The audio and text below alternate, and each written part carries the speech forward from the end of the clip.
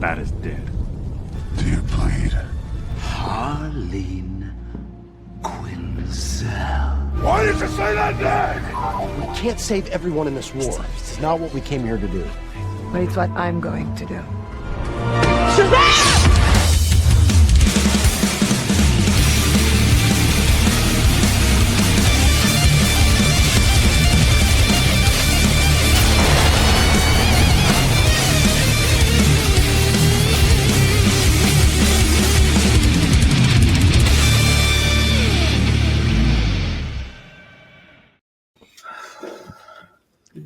Yet again, I cut Matt off in the middle of saying something to start our podcast, and I don't feel bad about it. You always do.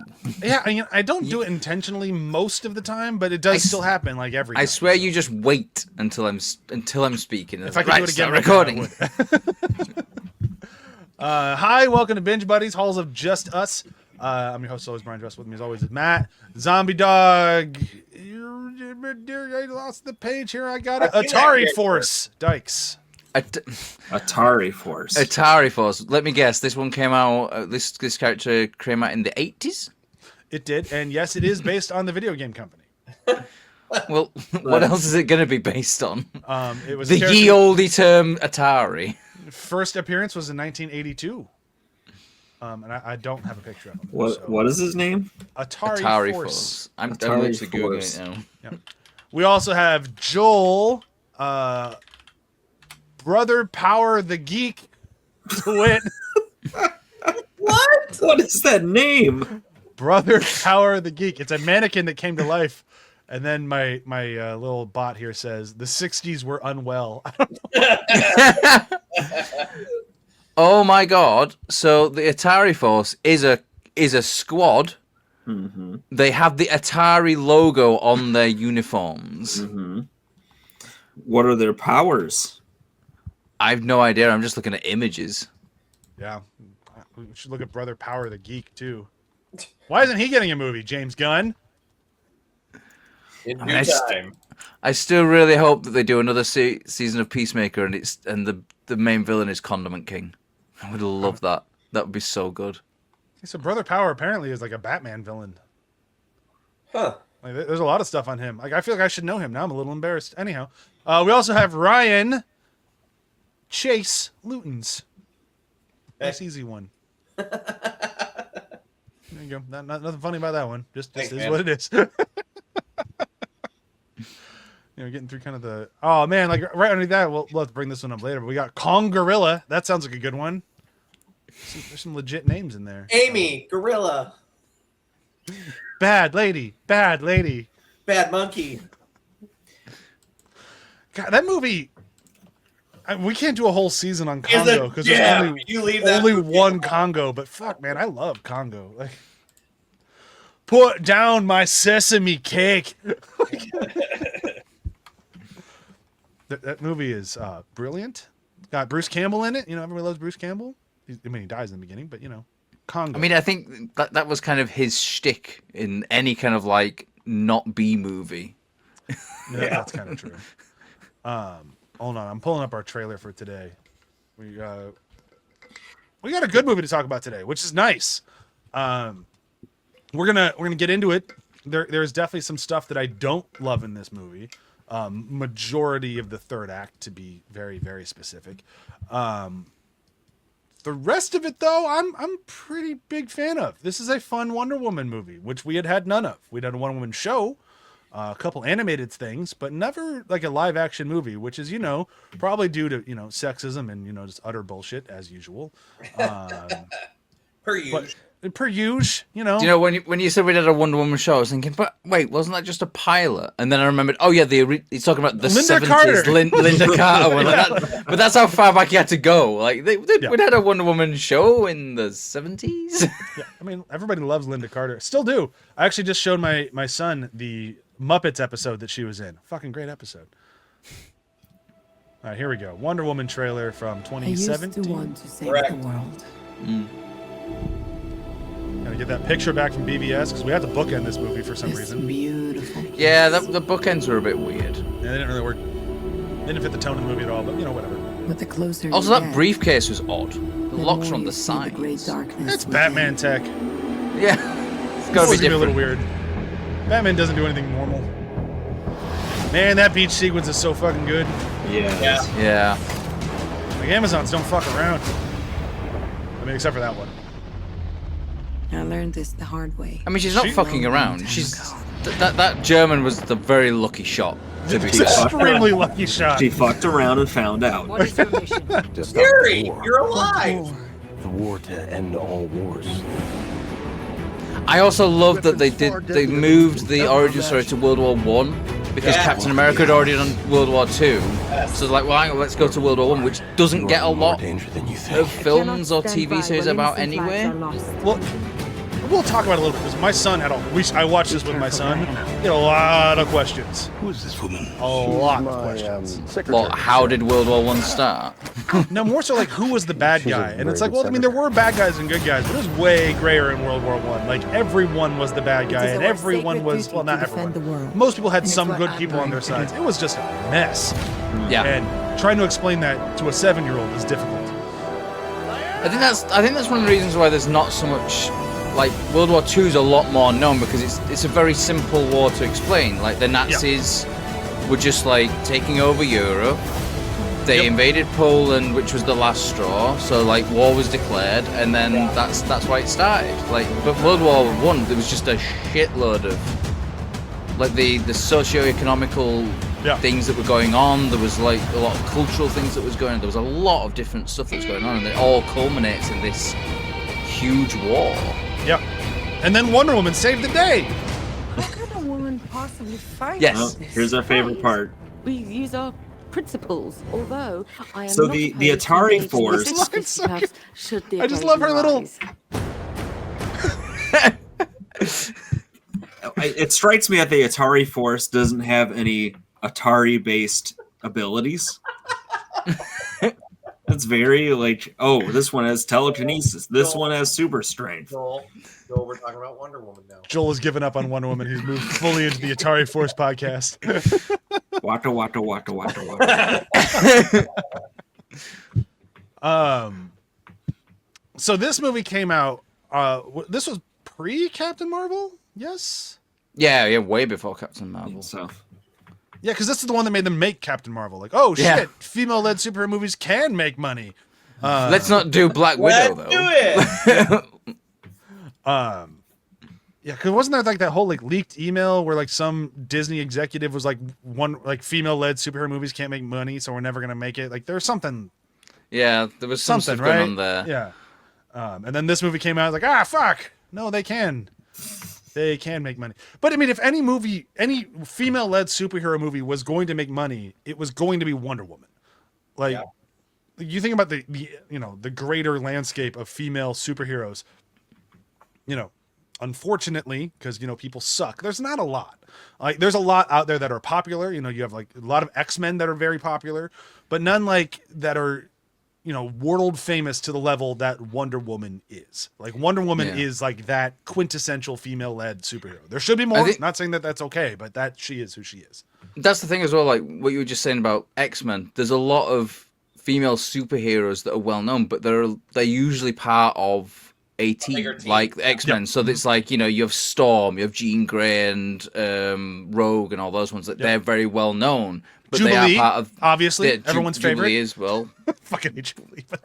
Well, she was in the animated series, like the X-Men animated series. Yes. So like she was a big part of that. So like there's a lot of that in there of like, but they're always part of a team. Whereas Wonder Woman, as you said, is the only real one that's not like a female version of an existing male character as well, like Batgirl or Supergirl or all that kind of stuff. Or like when like Agent Carter, like okay, I guess she's superhero, but she's also just like part of Captain America. It's like they always spun off of some other male hero. Like even if they do become their own great thing, like there's a lot of versions of like the like we'll see a version of her that's pretty awful in Birds of Prey, but the character, now I'm blanking on her name, Orphan, right? Orphan? Cassandra Oracle. Cain. Cassandra Cain. Yeah, no, not Oracle. That's Batgirl.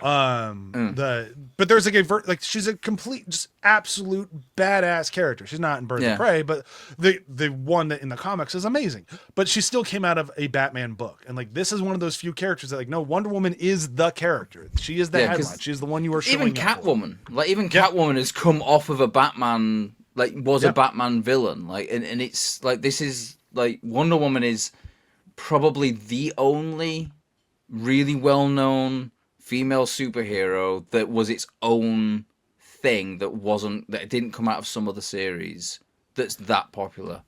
Yeah, because I mean I don't remember the full origin of Captain Marvel, but like there's something there. Like I get why people love Captain Marvel, but still like even her wasn't name, Captain Marvel originally a man as well? Well, I mean Captain Marvel was originally comics, Shazam was Captain Marvel, and then that name went back over to Marvel, and Shazam became Shazam. But Shazam used to be Captain Marvel. That's true. I remember that. But I think the original Captain Marvel in Marvel was a man as well, I think. Because they allude to that in the Captain Marvel film as well, I think. Oh, I don't know. Like, we're not doing the MCU here yet, maybe. No. We might at some point. We wouldn't do all of it. We'd do like the Infinity Saga, and that would be it. Like, I'm not touching anything in the multiverse monstrosity. I'm good. Why not? Why not? Yeah, because it's shit. I can't say because it's shit because we've done a lot of shit. It's particularly shit, and we've got a nice little cut-off point where we don't have to suffer through it. I mean, we did Texas Chainsaw Massacre, and like I still love the iconography from Texas Chainsaw Massacre, but yeah, but we set out to do Texas Chainsaw Massacre, so we can't just be like we've done the two good ones. Now we're just gonna stop. That's true. Look, it's mediocre. How about that? Very mediocre. Honestly, the multiverse saga is just fucking white bread and mayonnaise. Like it is just so boring, and that's why I wouldn't want to do it. Because every movie would start be like, it's okay. Yeah. I mean, that's what they've done with such a wild premise, right? Like multiverse stuff could be really fascinating and interesting, and it's like they were afraid to have the actual character arcs and story be as expansive. So it's all fine, and that's why we won't do it, Ryan, because it's boring. I was just goading you, and you got a legit answer out of it. So good job. All right, so let's start with Wonder Woman. So we have the kind of bullshitty bookend storyline, which I'm not a huge fan of, but I get why they did it to a degree. It's like we've already introduced this character in modern time, but we still want to do her origin. So like we hinted at the origin with the photo in BVS, so now we're going to explain that photo. And jumping way ahead, when you see the photo taken, I'm glad we did it. Like I'm not a huge fan of the bookending story, but like we actually get to see the photo being taken. Granted, we could have done that without the bookend and be like, oh, it's the photo from the other movie. It still doesn't bother audiences me. have to be spoon-fed, even to a certain degree. Like, well, I mean, and in all fairness, a lot of people skip BVS. I know it was a big hit, but it only made I think like 800 million. Like it didn't get to like that billion mark they wanted it to. So like people did miss it that are going to see Wonder Woman. So it made sense. Been so poor. Like how did they get away with just only 800 million? God, fucking peasants. I mean, I think they're aiming for like 1.5. So they missed by a big mark. Why are they aiming for 1.5? I don't fucking know. These are just comic movies, but the bookendings. The bookendings don't bother me. I mean, it shows like a little bit of development of the relationship between Batman and Wonder Woman, which I I liked a little bit. But yeah, it wouldn't have been any worse of a movie without it. Yeah. No, and it's not better with it. It's not worse without it. It's just there. But then the movie actually starts, and I love seeing Themyscira, and like to the point where I'm a little disappointed that Themyscira show got killed because like I don't know what it was gonna be. I don't know if it would have been good, but I was interested. Like I like this world they built, and it felt very like accurate to the comics, to a certain degree. At least it's to enough of a degree as well. It's like, gorgeous. Just a visual, like the visual style of it is gorgeous. Like the deep blue sea. My hat is like a shark's fin. Sorry, I didn't mean it like that, but it just popped into my head immediately. Because I was about to. But that really, but the sea is just this gorgeous blue, like such a like just that when you're a kid you draw blue sea. It's that kind of blue, and then like the sort of like the grass is just so lush and green. The beach is got like the whole sort of like scenery as well, all that sort of like Greek architecture and everything. It's just it's beautiful place. Like Contrast it with some truly dog shit CGI of these people fighting. I was just gonna say, let me. Yeah. I'm sorry. Like it's no, it was perfect. But Perfect. but all the stuff that they showed with the Amazonians training and such, that could have been practical, right? Yeah. Right. I mean, yeah, it kind of reminds me of like when I saw the first Hobbit movie, and after seeing the Lord of the Rings movies and them doing so much work practical effects, and it's like it's this plastic rubbery look that doesn't look good. No, and but it's that period of time though as well. Like, there's just so much like CGI in the people, and like I think we talked about this so many times. Like, I don't think CGI in people works very well because there's a physicality that becomes lost because it just when they're moving they don't move right. Like even if it's like the most like a accurate CGI, there's a loss of weight there. It's the legless jumping on the horse from the side prop. Yep. So what I was gonna say is the filmmakers like, all right, we gotta learn our lessons from Suicide Squad. And they're like, oh, we got this lush landscape. Oh, it's beautiful. Yeah, everything's great. The CGI is gonna be fantastic. Oh, they're training and they look like that. But I mean, yeah, this is a movie I can nix that for. It still looks terrible, but it doesn't look bad. It doesn't look Suicide Squad bad. No, and like I think the problem is like because there is a mixture of practical and CGI, and then it's like the CGI is so obvious, right? Well, because like when you see him training, it looks so rough, and then you get to the beach sequence, and a lot of it's practical. And it's like, well, this looks really good, right? Oh, like and then having both, it stings. But luckily, it's really only on Themyscira because once you get to the real world, all that pretty much goes away. Yeah, it's a 30-second sequence out of a 3.5 hour movie. It's like 2 hours 20, Joel. Yeah, it's like 2:20. It felt like 3.5. You went on a journey with these characters. It took time, and Snyder's still involved. He does not make short movies. It's all right. I just treat these like mini series now. I'll watch them an hour at a time. And, oh man, it's gonna take you a week to watch the Snyder cut. Sure will.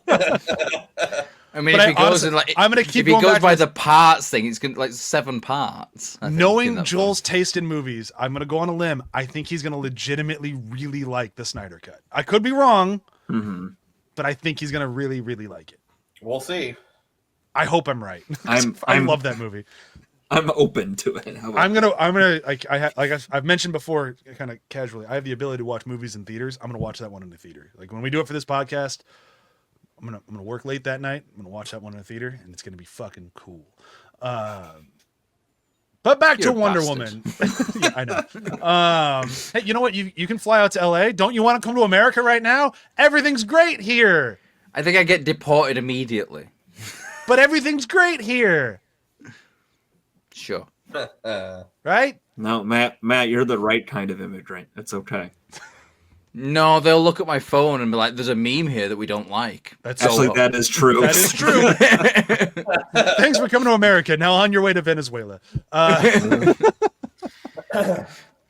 Wonder Woman. We keep on going on tangents for a pretty good movie. I know. So this is a problem where we don't talk like actually talk to each other throughout the 2 weeks. So we finally do get a chance to talk. We're friends and we just start talking about shit. It's like, oh yeah, we have a job to do. Let's talk about Wonder Woman because this one actually is good.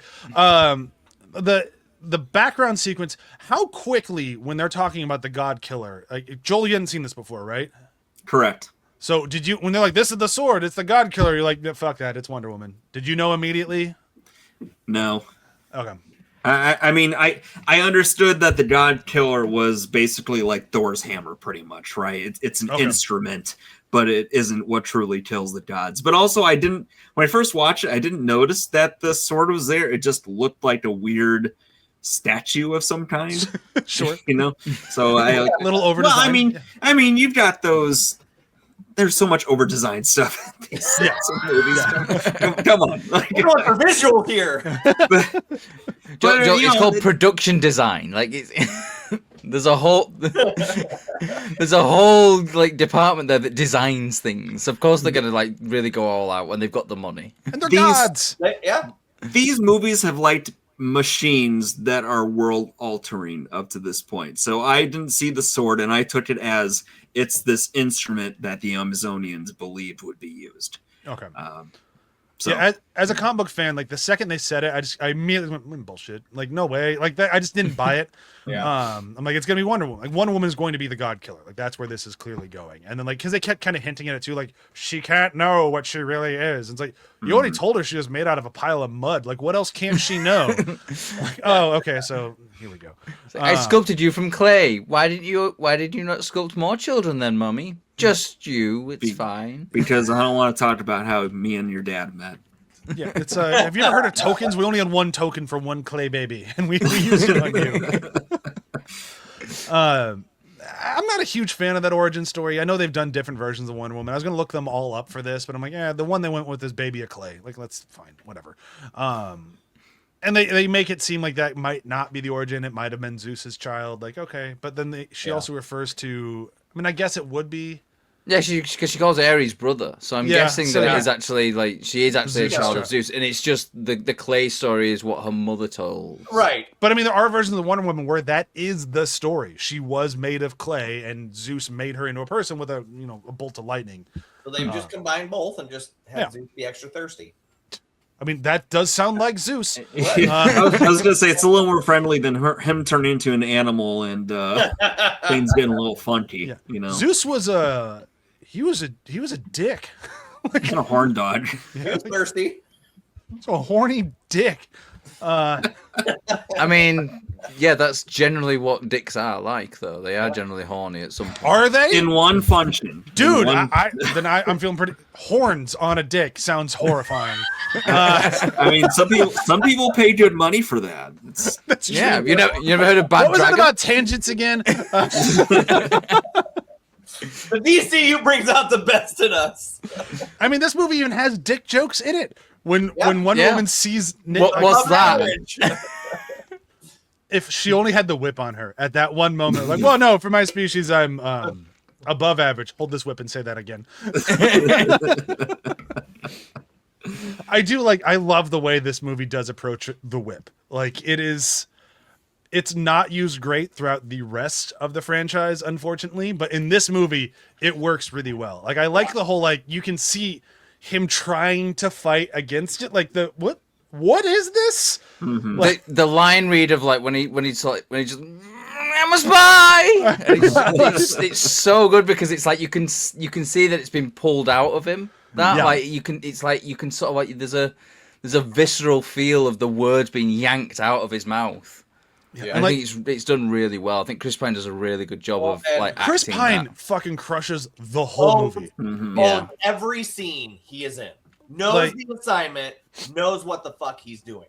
Like, it's one of those like performances where it's like, how is this not more iconic? Right. Like, how is it not like when you think Steve Trevor, you think Chris Pine? Like, he just made this character. And Steve Trevor is not one of my favorite characters. Like, the fact that he dies in this movie and people are like, oh no, Steve Trevor. Like, Steve Trevor dies. It's what he does. like he dies all the fucking time. Like, he's like Bucky. Yeah, he shows up for a little while and then he dies and then he'll come back and then he's gonna die again. It's just what Steve Trevor does. And like, so he's never been my favorite character. I've never loved the idea of Wonder Woman having like a specific beau that she's in love with. Like, it's never worked for me. But Chris Pine makes it work in this movie. Every scene he's in, he just owns it.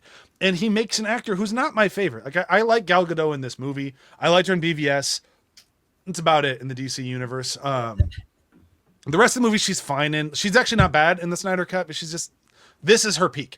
And I think it's mostly because of Chris Pine. He brings her up a lot. And that's not saying that she's bad. Like, she's not bad on her, or not good on her own. This is her best film. But the scenes with Chris Pine feel better. And I think he's carrying a lot of weight. He makes every scene a little better, no matter who he's playing off of. I think it all comes down to chemistry. Like, with when you ever like actors are interacting, there's the chemistry is a big deal. And I think when you have someone like Chris Pine, who's just a very charismatic actor, I think he just has this natural chemistry with anyone who he acts with. Like, I don't think I've ever seen a film where he's had like, where I've looked and gone, oh, that chemistry feels off there. He just seems to be like a type of actor who can just, anyone, they can work out a way of, like, like the chemistry, like build the chemistry up or what. I mean, he had chemistry whether that's with behind the scenes or if it's just naturally he's just that charismatic.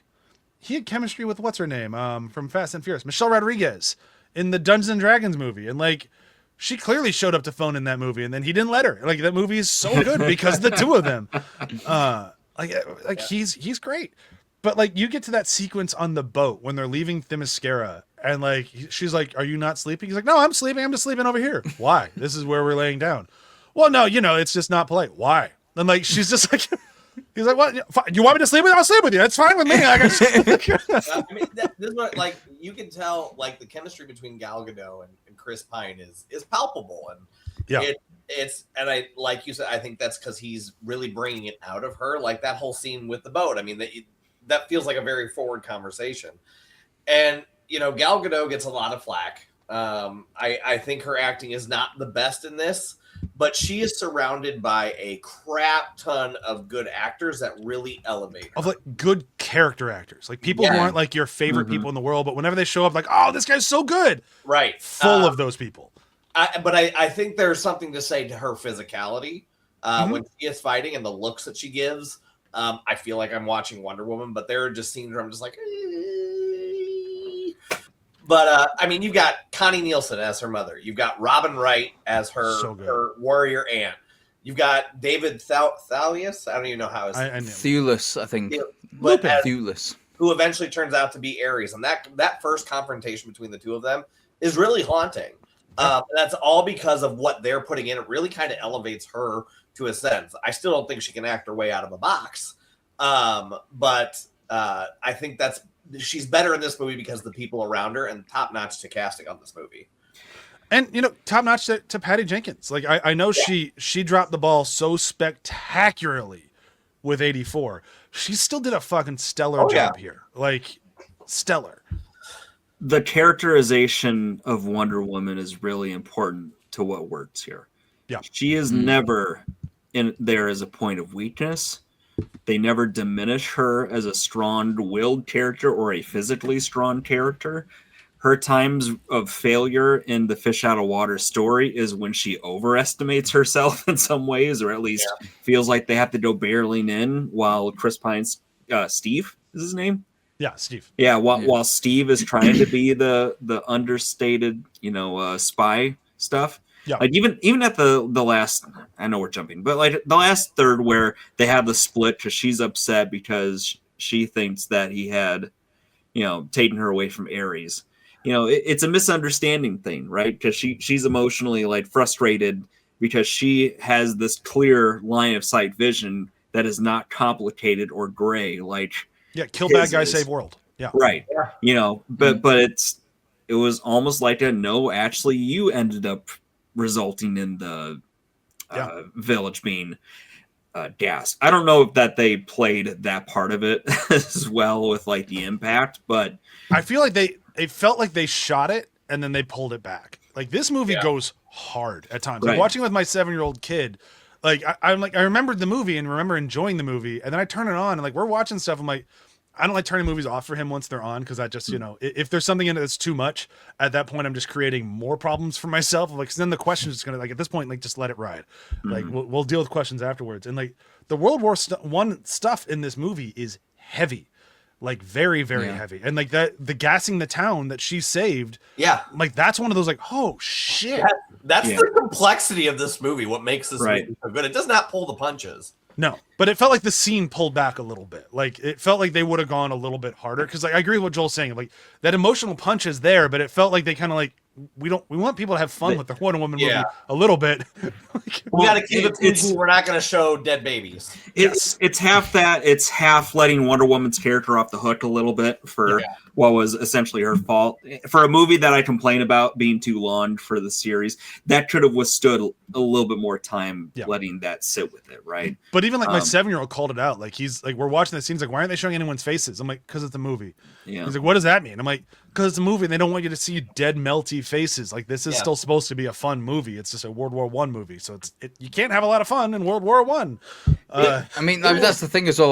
Like mustard gas, the actual mustard gas that was used was fucking terrible. Like you didn't choke to it; it literally burnt your skin and everything like that. Yeah. So like even without this sort of like hyper real version of it that they've done that will now melt the masks and everything, it's still pretty horrific stuff. Right. In itself, it is because it's grounded in that real. Get out of here! It's grounded in that realism, right? I mean, it's when you're talking about supernatural laser guns and stuff. It's like, oh, okay, I'm being too removed from like the horrors, and this is not. It's an escalation of existing horrors. Yes. So that was the problem with Captain America, the first Captain America film. let me say my goddamn piece. No. Yeah. Okay. No. I muted him.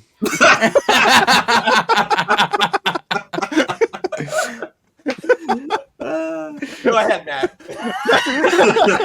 I was just gonna say though, like when Joel mentioned about the laser guns and everything like that, like that's what Captain America I think got wrong. Like because in the first, like they have like it's World War II, but then they've got all these like hyper, like real like laser guns and all this kind of stuff that in it. Whereas like actually, it would have been a lot better if they'd have kept it to like a bit more grounded, like what they do in Wonder Woman, where it's mustard gas. It's just it's a worse version of mustard gas. There's like a mask won't actually help you. All right, now let Ryan talk. It works with history. I mean, what you're all talking about, grounded in realism, and why they chose World War One. There's something to say, the testament to her character and what's going on around her. I mean, Danny Houston's character is an actual World War II general who was an asshole. He was real dick. Yeah, real dick. World War One. Right. Thank you. You said two. But you've got a comic book character called Dr. Poison, who they can make this doctor who's actually dealing with the mustard gas. I mean, it all fits. But for her to come out into an area that's commonly referred to in World War One as no man's land. And for her to come out as a woman and kick some serious ass is such a huge statement. And that's bonus points to the writer, to the director for nailing everything about cinematographer for nailing that, shooting that sequence fucking well. I love that sequence. I think not that's done yet. I don't care. That's cool. I can mute him. No. but to let that moment happen, because the horrors of World War One are. We always constantly think of World War II and the horrors of that. Both wars are absolutely god awful terrible, but the stalemate that these people went through in World War One, just firing back and forth and not really gaining any type of ground, and showing a woman come up and break that ground is a true testament to how they understood Wonder Woman and what makes this movie genuinely feel realistic. Yeah. The sort of the No Man's Land sequence, I think, is one of not just the best sequence in the whole film. I think it's one of the best sequences in the whole DC film series. I go one level higher. It's one of the best sequences in any comic book movie ever. Yeah. Like it's perfect. Yeah. It's just like the way it's shot, the way it's edited. Like it doesn't like when she comes out in the costume, like the way the camera focuses on like the legs going up. It's not sexualized in any way. It's just power. Here's a god. Power. Yeah. Yep. Here is just like this powerful person, and the way it is shot, it is so well done. It is incredible. Like the music score, like Rupert Gregson Williams' music score behind there is so fantastic. The way it builds up, we don't even get the Wonder Woman theme until like 2/3 of the way into it. Until after like they've stormed that trench. It's when they go into the village where that actually comes in, and I think that was so smart. Because it's just this constant build up of like this is something powerful, this is something heroic, this is incredible, and just the dialogue is great as well. Like literally, you have Chris Pine's line of like, "It's called No Man's Land because no man can cross it," and they didn't do the fucking Lord of the Rings bullshit. I'm no man. Yeah, exactly. Yeah, it was just like it was. There's people suffering, and I need to go save them. Yeah. And it's like I can't remember exactly the leading line, but it's when you sort of like you see her kind of like moving a bit, and she turns around and she's got the thing on. She's like, "But that's what I'm gonna do." Yes. And then that's when, such a good line. And it's like it just like the cloak drops down. You see the shield on her back, like, and then it's like she climbs up the ladder and she's just walking out. And there's just all these like you just have these reactions of the soldiers like, what the fuck is going on here? What's going on? And then like they realize, oh Jesus Christ, she's taking all the fire. We can push. Let's push. But even just... then, she's standing upright. She is not hiding behind anything, and she is just walking confidently. Yeah. Because she is a woman who is going against Ares, and everything about that moment is because of Ares. And for her to stand up and stand tall because someone said they've killed our village, like they need help, like they're still there. Yeah. Like, nope, I don't care. The mission's off. I'm going to rescue these people. And the confidence that scene brings, and how every shot is just like boom, boom. You're feeling everything. Yeah, it's all heavy. Yeah. There is a weight and momentum to practically everything that happens. It gets a little silly at the end of the movie, but so one thing I'm noticing about the DCEU, is that the right in general? Yes. Yep. They understand momentum, heft, weight.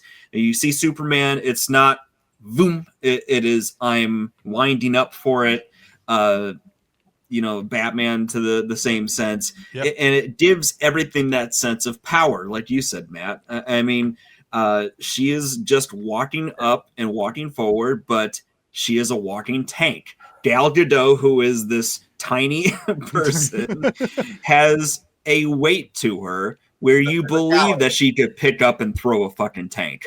I mean, but then even like the sequence works so well, is like that buildup that you're talking about, Joel, of like it's so intense and it's so real that like watching this with my 7-year-old was like, it was a different experience, because he's like legit nervous as she's walking out there, and like she's blocking every shot, she's doing great, but you can still see like this is uncomfortable, like this is war, like this is hard to watch.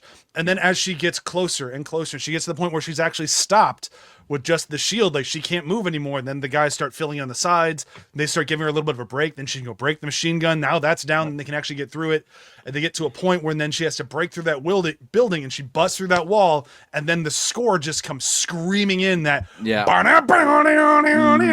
that's like, where it's like comic book movie, and but my like son, before like, it's war my son's movie. face just lights up, and he's like, oh, there's the music, oh okay. Like, and so like it's that payoff, that relief of like, this is so incredibly hard to do, and then we can do it, we got it, and like, and now we're doing it. It's like, it's just like, you can feel it, it's so good.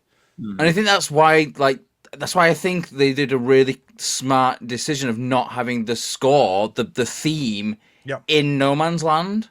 Yep. And they waited, and because you're still in this sort of like this the tension there of like, this is not, at the moment, this is not a superhero movie. This is a war movie. Yep. And this is like it's grimy, it's dirty, it's muddy, it's violent, it's horrific. And like the sort of like the production design as well around the sort of the No Man's Land, not before that, like all the wrecks and like everything, like there's vehicles that are just kind of like shot out husks and all sorts of stuff. Like it's so good. Like it's incredible. Like just and then like you said, when you get into that bit where the score comes in, it's like, oh, now it's a superhero movie. Yeah. But it works. The transition works so well as well. It doesn't feel out of place. It doesn't feel like, oh, now we're in a totally different film, because again, everything's got still a heft and a weight to it. She's proving herself on the battlefield, but now that she is in the village, she is Wonder Woman. Yeah. Yeah. So. Yeah, no, it's just that the entire No Man's Land sequence, phenomenal. But the fact that like you kind of forget when you're not watching this movie that like that sequence leads to like her biggest loss in the entire franchise. Yeah. Like, because she did that, they bombed the whole village. Like, oh shit. Like that's super rough. As a demonstration. Yeah. As well. Yeah, like, not even a retaliatory thing. Not even like, oh, we lost this village, let's destroy it. It's like, oh, well, let's wait and demonstrate these new weapons at a party. Like, it's and then her knowing that that's her, like, not necessarily her fault, because it's obviously the guy who pulled the trigger's fault, the guy who ordered pulling the trigger, however you want to look at it. It wasn't Wonder Woman's doing. She did the right thing by saving that town, but Ares is still out there and war is still war. And it's like, that just sucks. Because, like, she could have not saved them and they wouldn't have gotten bombed, but they'd still not have their homes and they'd still be being tortured and shot at. So it's like, there was no winning here. And that's World War I, kids. Everything sucked all the time. And I like that this movie doesn't let go of that, even when it becomes the superhero movie. There were so many deaths from World War One from not even like soldiers being injured and then getting infected, just being in the trenches and getting infected, like starvation, like Jesus. But this movie is still a comic book movie, and we still have things that are very comic booky, and it doesn't feel out of place. Like, I go back to the Superman sequence. Like, if you are a fan of the original Superman movie, they recreate that sequence of when he saves Lois Lane in this movie, except it's Wonder Woman saving Chris Pine. I love it. It's really cool to sequence. It's like the same sort of alleyway. You have a gun coming out comedically from like a thing, like, come here. And then she has to stop the bullets. Like, they do all the same shit. It's just clearly like, this is just a treat for comic book fans. Here we go. Yeah. And it's just fun to watch. Knowing that in 20 minutes, I'm going to have a no man sequence that's horrifying to watch. But like, the movie's still like, this is where like, I as much as I want to condemn Patty Jenkins, because I've seen Wonder Woman 84, she did such a good job here. Like, such a good job. Yeah. The alleyway sequence you mentioned as well, I think is great. Yeah. Because like, just because it's like the way that it builds up as well. Because you have them like they're walking through the street and you've got him like looking and seeing these people that are looking at him, and then it's like and he's like, oh shit, and just like sort of leaning around and like he's aware, and you've got sort of Diana just like following him, going, what's going on? It's like, oh, just come in. And then like when it gets to the punch, like she's the one that sort of like acts, and then he's like, whoa, what the hell? And I love even the detail of like he grabs the bullet as it's hot, bounces, and it's hot, and he's like, and it's like, yeah, it will be like number one, it's come out of a barrel, it's gonna be hot, but then also it's just been like reflected by the bracelet thing, which like you see that's like glowing a little bit as well from the heat of the impact. It's just such a great attention to detail that just elevates the sequence, and I think that's the thing in this film. There's a lot of detail that's just paid attention to that just elevates it just above the standard kind of like superhero movies. I agree with you, with the exception of one very important sequence. Diana cut her ass off. Anyone else notice this? They don't talk about it, but she's wearing that blue dress, and she has her sword halfway down her back. Yeah. Where's the rest of the sword, Diana? Oh, see, I've seen a thing online that explains this. She's holding it with her butt cheeks. but the sword is like that, not like that. So like she's got a wide ass. She's a god. Like gods have got powerful buns. Buns of steel. Every time I see her in that dress, I'm like, this doesn't make any. Where's the sword? Whenever I see it, it's like, why are people not realizing that's a fucking sword as well? Like, it's quite obviously a sword. Yeah. She's stealing the attention from the entire room, with exception to her back for some reason. Yeah. But I mean, there'll be so much attention to her back. Like, you are bleeding everywhere, ma'am. I believe you left your ass cheek at the fucking coat check.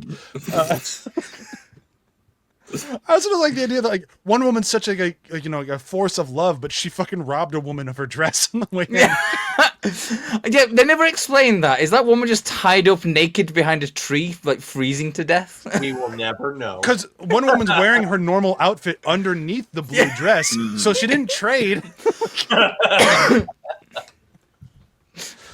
There's a cut out scene where she just broke the woman's neck. It's like, you're being mean. You wouldn't be going to this party if you were cool. Yeah, so attention to detail for everything except for the blue dress. Blue dress is a big problem for me in this movie. Looks good, though. I mean, it does.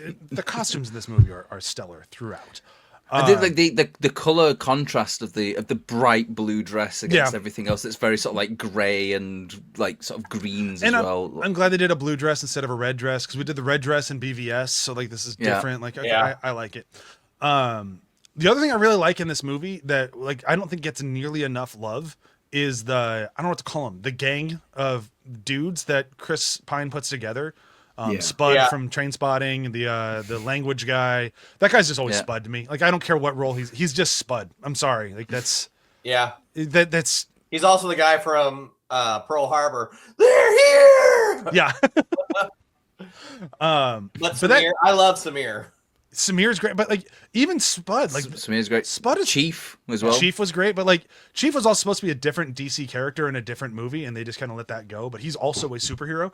Yeah, I remember reading something about that. Like there was I think there was also a scene that they cut out where they're talking in a different language, but there was going to be no subtitles over it, and then basically like the Chief was supposedly telling Diana about the fact that he was also like a demigod of some sort or something. Yeah, and they just kind of let that go. But like the thing I like about those characters, because they don't get a ton of screen time. They get a lot.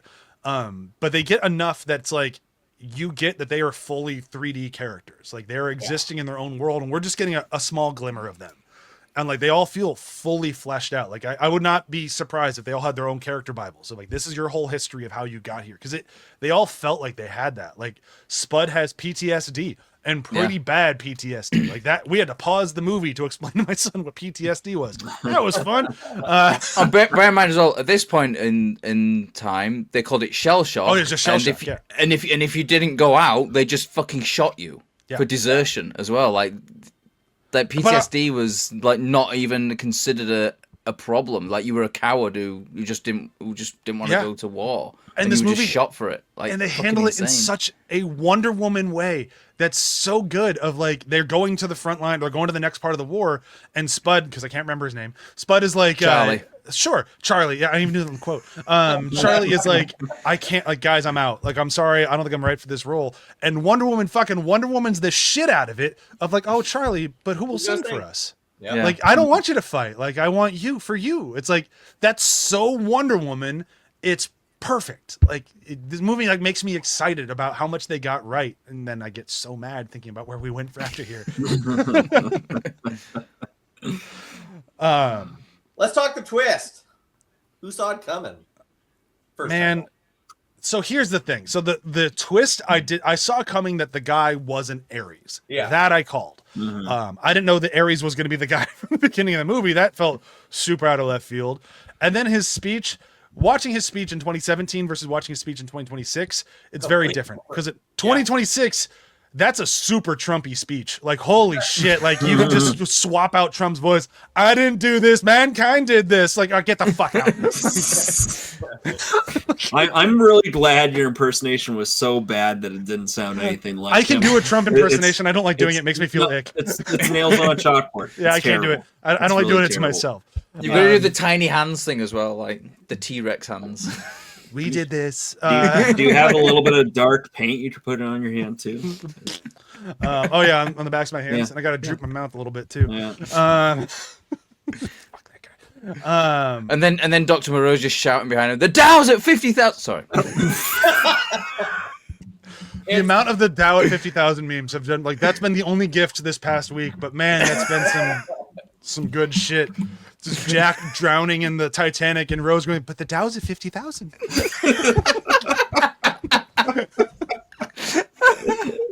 Some good shit out there. Everything's great here. Right? Anyhow.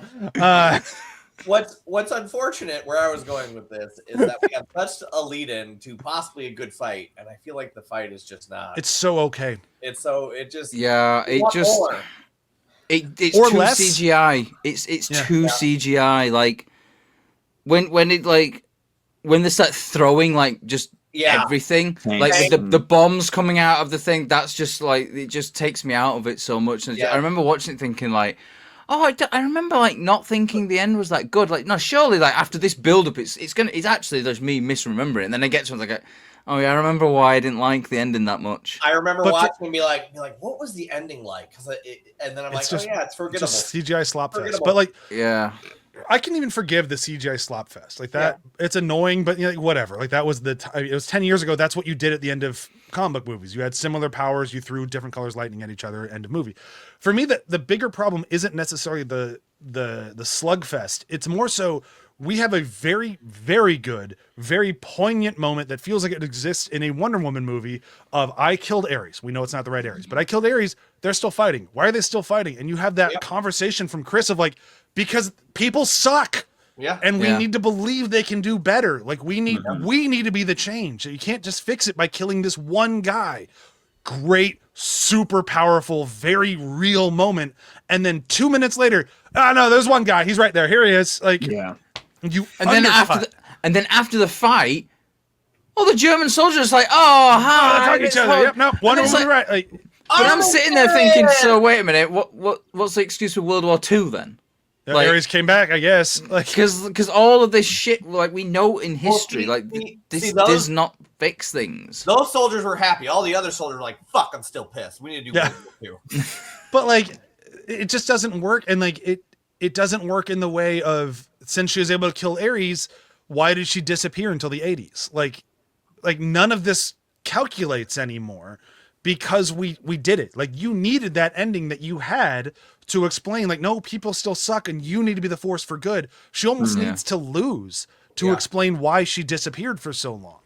Like, I know we kind of forget that after a little bit, but like, we just had BVS. Like, that wasn't that long ago where we found that she'd been hiding for forever. We needed to see why, and we didn't really get that answer because by the end of this movie, she won. I mean, in Batman vs Superman, she literally says that she turned her back on humanity 100 years ago. Yeah, and like so you're just there, like, okay, so why? And that moment with Chris Pratt would have been that moment, or Chris Pine, not Pratt. Sorry. Yeah, like if it would have been like, you know, she kills Ares and they're still fighting, that would have been that moment. It's like, right, well, I can't save humanity. You're just gonna kill yourselves and then just walk away. I'm kind of team Ares shouldn't exist in this movie, and it should have been Wonder Woman helping finish the job of the war and then receding, being dissatisfied or jaded. Right. Yeah. That's the right ending. Way bleaker ending. I get why a studio would push back against that. Like, it's a very bleak ending, but that's the ending that I think the movie was leading to. Mm-hmm. I mean, it's like it fits the tone of the film more. Like, that's the thing that like really annoys me. I think about this ending is not just that it's a big CGI slot fest. It's not just that it's like, oh, let's just keep throwing bigger and bigger things at each other. Let's have like a big brawl and everything. It just feels so disconnected from the rest of the film. Up until that point, we've had this really grounded, like, you know, we were talking like 10, 15 minutes ago about the No Man's Land sequence being incredibly like a brutal, gritty, grimy, dirty depiction of war, and then it just kind of like falls apart into this. Oh, let's throw loads of CGI stuff at each other, and you'll have a bit of a fight, and then I'll kill you, and like, yeah, everyone's happy. It's like the moment, but that doesn't make sense. Like, the ending of that, like the thing that gets me the most, like, isn't even the big CGI battle. It's the fact that when she kills Ares, all the German soldiers at that base are all of a sudden like, oh yes, we don't want to kill you anymore. Like, there's a fucking sunrise or something. Like, it's just, and I'm just like that. No, because I know World War II happens. I have gone full cliche. Yeah. And where it started to go cliche is right when the CGI started to happen. As much as I was like, oh, this is pretty cool, I'm like, oh shit, they went down this road. Is when all the metal is starting to attach to Ares, and he just takes he makes his own eye holes. I'm like, yep, here we go. Here's camp. Here's CGI. We're gonna have everything tied in a nice bow and be done with this. But we also had, like, you know, coming in, like, monologuing, like, it just appears out of Ares appears out of nowhere, just a monologue as well. Like, that just seems out of place as well. It just, and even like his monologue of like, join me, like, what? Like, it just doesn't. Yeah. It's like honestly, it's one of the worst. We're not so different, you and I, kind of speeches I've ever heard. Like, it's like, if that was Brock Samson, I'd understand it. But like that's kind of the problem with this movie, is because like everything we said about this movie is like this is clearly the kindest we've been to one of these movies so far. Even though I still love BVS and Man of Steel, we've been the most unanimous on this movie. But the ending, it doesn't ruin the movie. It's not bad enough to ruin it. But it is definitely, it ends on kind of a sour note of like, this was going so well. And like I said, do I really want to end the first Wonder Woman movie we ever got on a super downer, super bleak, I quit, fuck humanity ending? Not really. So like, I understand where the studio was coming from, but there's still like, if you agreed to make this movie, finish the movie you agreed to make. It's the same problem we had last week with Suicide Squad. Like, this is the film you were making. Don't abandon it at the very end, because you were making one of the best ever, still considered one of the best ever. But this is that bruise in the banana. I think what they could have done as well, if they could have, like, if they'd had the balls to go with the bleak ending in World War I, they could have salvaged a more positive ending with the bookend. Yeah. Yeah. The bookend could have been like, and her sort of like, saying, and that was when I realized that it wasn't just Ares that was the problem. Then like, Steve was right. I needed to be the beacon of hope. So that's what I am now, or whatever. Like, and then you have the ending of her flying off into thing, and like, it would make so much more tonal sense as to what we've had up to that point as well. And even there, like, if you're gonna make it tonal. Like, kill off everybody in that photograph. Make that photograph actually mean something. Yes, it's Steve and he's gone, and that's where the points and the revolve around. But if you want to show the bleakness of the story, kill off everybody in that photo. Have those dudes stay in the town that got gassed, and that helps her piss her off. And then Steve dies, and that's the last straw. Yeah. Have them die in the battle at the end. Have them fight into the last moment, and then she kills Ares, and then the German soldiers, they're fighting the German soldiers, and they die. And the Germans are still fighting, and she walks off and realizes it was all for naught. That's because one of the best things about this movie is they never minimalize people enough to be worthless. Yeah. They still have utility. They still help out. They are still part of the reason why Wonder Woman succeeds in all of it, or at least gets to the point where she can succeed. And I don't want to lose the fact, in case we do have any Wonder Woman fans out there, Wonder Woman fans are very used to having their stories fucking shit the bed, because a lot of times people just don't understand how to write this character. Because I still feel like if we had gone for this bleak ending where Wonder Woman turns her back in society, that's a bullshit ending for Wonder Woman. Wonder Woman doesn't quit on people. She is the embodiment of hope and love. Like, that is what she is known for. So even having, from the very beginning, when Zack Snyder decided to have her turn her back on humanity, we had a misstep. Like, there was already something wrong on the foundation of this version of Wonder Woman. And we could have figured out a way to fix it. We could have gone back to the drawing board, which I feel like this movie was trying to do. It also missed. Yeah. So like, I'm saying the ending that we're talking about would be better for the film in general. It would make a better ending to this movie we watched. I still think they missed the mark on Wonder Woman, which is unfortunate. Like, I even just saw, like, this past week, somebody had a Reddit forum about how no one understands how to write Wonder Woman. It's like, they really don't. There's a few out there. There's a few stories out there, but there's no like all-star Superman for Wonder Woman. There's no like Long Halloween for Wonder Woman. There's no quintessential Wonder Woman. People have their favorites, but she's a very difficult character to write. And I can't really figure out why, beyond, sexism and people suck. But, And to your point, this is more of a sins of the father kind of thing than this movie in particular, because if they're going to go through the logical conclusion, that's where you go. Yep. And instead of that, we did this sort of Mickey Mouse-ified ending. Yeah. In spite of all the trauma and sacrifice and things that the characters go through. I don't begrudge the movie for it. I just wish we got the one that leaned in all the way into it. I do too. Yeah. It's one of those, like, I get why they did this. I totally get it. I don't even really necessarily condemn them for it. I wish we'd gotten the better version. Have we had everything on this? I feel like we actually covered this one pretty well, especially compared to Suicide Squad last week. I was like, fuck that thing. I think so. Yeah. I can't think of anything else. I know the only sequence I wanted to talk about that we didn't talk about was when she got to meet, now I'm forgetting his name, the guy who speaks like all the languages, and they're kind of like flirty, not flirty conversation until she finally finds a language he doesn't know. Samir? That's a good one. Yeah, that's such a good sequence. Like, there's so many. Is it the ancient Greek or something that he doesn't speak? Yeah. I think. I think that's right. But I just love it when she's like, she's trying everything and just keeps like flirting back with her, like everything. It's such a good sequence. Yeah. And we are going to jump into quotes, but I have to do one from my son first. So it's not officially a quote, but I have to mention it because it killed me. Because we're raising a child in 2026. It's difficult in Los Angeles. Getting them not to swear is difficult, but we're doing our best because we're trying. I swear all the fucking time. It's a problem. But every now and then he'll have one eke out, and it just killed me. The end of the movie, she's doing her big jump to fly out of like what's it called, Matt? The Ferris wheel in London. She's flying. Well, I think it was in France. I think she was in France. I thought she was in London. Oh, she is, because she's at the Louvre. Yeah. But she's jumping out some big power pose, and my kid just goes, "Where the hell is she going?" I loved it. My son, not the hell of a big swear, but still. My son. We were reading the Avengers, or he was reading one of those books, and I was like, I can show him the part with Giant Man in Civil War, and so I was like, all right, this will be great. So I queued it up on YouTube and I showed it to him, and Spider-Man goes, "Holy shit!" And Jack, I go, oh, don't say that, buddy. He goes, what? Holy, I'm like, no. See, you pointed it out. Like the Yeah. fact that you pointed it out, he's now gonna be like, ooh, that's something that, like, you know, lock that one away. Shit is my kid's favorite word. He loves that word so much. If you say it around him, his face lights up. He's like, I get to say it now. You said it. That means I can. God damn. Being a parent, man. All right, let's do some quotes. I went first last week, so who does Matt make first this week? I think it's Ryan. Ryan or Joel? I'll go.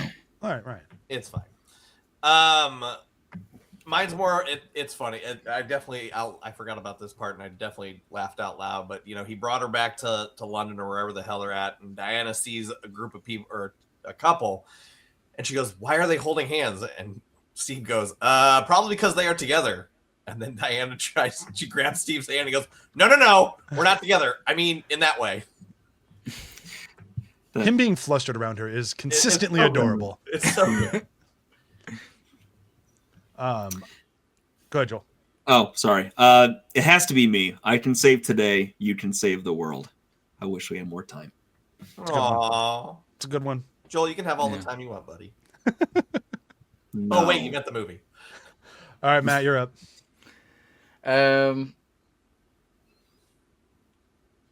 Yeah, I think it's going to be the you lied to me. It's a spy. It's what I do. How do I know you're not lying to me now? So he puts the lasso. I had this one written down. And he's like, "We're headed to the front. We're probably going to die." Yeah. This is a terrible idea. That was on my short list too. That was on my short list. I'm not going to read the whole scene, but my quote is the entire scene on the boat of them talking about sleeping next to each other. But I'm going to go for when he's finally laying down next to her. And after he's already done like the whole, like, because she keeps calling him the average man because he said he was slightly above average. Yeah. So he's laying down next to her. He's like, you know, where I come from, I'm not considered average. You know, being a spy needs considerable vigor. Just the entire sequence of him trying to flirt with her and it just going so poorly. Like everything from like like babies are made different. You mean pleasures of the flesh? Yeah. I mean, I love the bit where she's like, "I've read all 12 volumes of Cleo's Treatises of bodily pleasure." It's like, all 12, huh? Did you bring any of those with you? It's like, you wouldn't not like them. They came to the conclusion that men are essential for procreation, but when it comes to pleasure, unnecessary. Unnecessary. Like that entire sequence is just so good. And like it's just that like Ryan said earlier, Gal Gadot is not my favorite actor in the world. She leaves a little bit to be desired in most roles. The sequence between the two of them there, fucking great. Like they play off each other so, because just seeing the look on Wonder Woman's face of like, I might not know men, but I know men. And like, I know where your head is right now. I'm fully aware of what you're thinking, but I'm not going there and you need to be comfortable. So please sleep because we have work to do. It's so good. Just everything that's unsaid in that scene. Perfect. I love it. We've done it. We've covered Wonder Woman, which is good. However, that means our next movie is Justice League, which is bad, which is very bad. I debated on scratching it off the list after we watched Wonder Woman because I'm like, oh, I guess my kid could watch the next Justice League. There's nothing in that, and she was like, I'd rather him watch the Zack Snyder cut. I'm like, that's rated R, and it's like 4 hours long. She's like, I don't give a shit. If you're showing him one of them, that's the one you're showing him. And if you're not okay showing him that one, I guess he's not watching Justice League yet. I mean, it's a very soft R. Let's be frank. To be fair, I mean, that's true. There's a couple of fucks, and there's like a little bit of blood. It's enough that I'm like, I don't think he'd like it. I've shown him the Speed of Force sequence a few times because that sequence is just chef's kiss. Yeah. If the No Man's sequence thing is one of my favorite comic book movies ever, or sequences ever, that is my favorite comic book sequence ever. That scene that is perfect. That is really good, though. The music, the effects, all of it. I'm so excited to get to Snyder Cut, if not only for that one 5-minute sequence out of a 4-hour movie. It's a good 5 minutes. But yeah, the next week's, we're going to do our best to talk about it as it came out. I don't want to keep comparing it to the Snyder Cut, especially because the Snyder Cut is like 4 movies away after that, because we're doing these as they came out. So we're going to do our best to talk about it as it came out, which was not great. It was received okay. It was mostly okay. The movie still is okay. It's just, as Joel said about Suicide Squad last week, you can tell there's a good movie buried in there, and this ain't it. Yep. And wow, when it misses, when you get mashed potato mouth Superman, because they had to CGI out his mustache, it's so bad. Like, because Henry Cavill is in one of the best Mission Impossible. Yeah, he was too busy making a very good movie. Yeah. I love how Paramount was just insistent on like, no, we're not allowing him to shave off the mustache and him to wear a fake mustache. Like, it will look fake. Apparently they even did a CGI replacement of like, this is him without a mustache. Look at us put a mustache on there. Look, you can barely tell the difference. It's so good compared to what we have to do to replace the mustache with face. Look at how bad this is. And they're like, sounds like your problem. Thank God, because Fallout is such a damn near perfect film. We'll do Mission Impossible at some point, just if not only talking about Fallout, because that might be my favorite one of all of them. Man, the reloading arm sequence, man. Yep. Cavill. Oh my God, that is just so good. And he grows a beard in the middle of it somehow.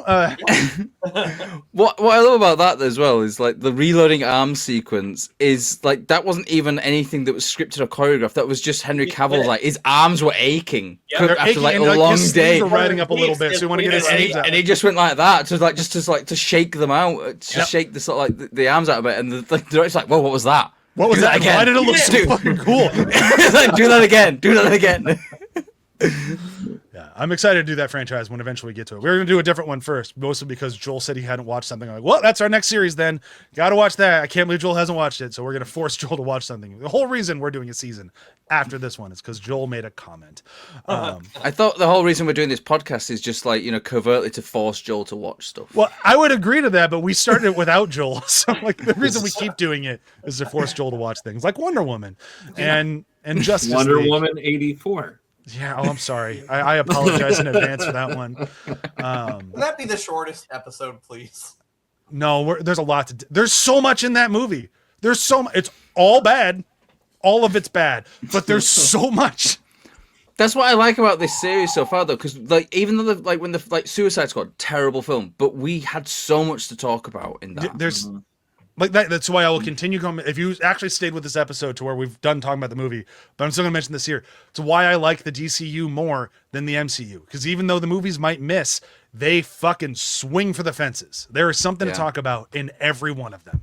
Yeah. Whereas Marvel is the most safe vanilla pudding. Granted, I love vanilla pudding, but it's the most safe thing possible. And it's like, these movies were not safe. They fucking went for it. We had a fucking World War I movie as our first Wonder Woman movie. Yeah. And it wasn't like some, sand down the edges. Let's make it, palatable World War I. They made a World War I film. It's not All Quiet on the Western Front, but it's still fucking a World War I movie. Feel it. Yep. All right. So anything to plug? I started playing Sekiro on Twitch. Yeah, he did. I hope. No. No, you did. You did. I know you did. After this conversation, I'm like, I guess I do want to go deflect. That's pretty much it. Yep. Very rarely do you swing your sword, but you deflect a lot. But when you do swing your sword, it feels good. Well, when it hits. Yeah. When you get that moment where you actually hear the and it actually hit the person who's like, oh, I did it. Some good shit. All right. Tune in next week to hear us talk about Justice League. We won't be nice to it. So if you're worried that we'll be like, oh, we like the DCU movies, like you look like a little banner guy who actually enjoys these, I don't enjoy next week. I'm still very much like, meh. This one will be my first thumbs up. This will be a thumbs up. If you give a thumbs up to Justice League, we're gonna have some problems. I'll take a meh face. I get meh. No thumbs up. Those aren't allowed. Or you know what? Fuck it. If you do it, I'll just override you anyway, so it'll be fine. All right. Bye. Martha. That did happen with me and Evil Dead, I'm pretty sure. It did. It did, yeah. And I'll do it again.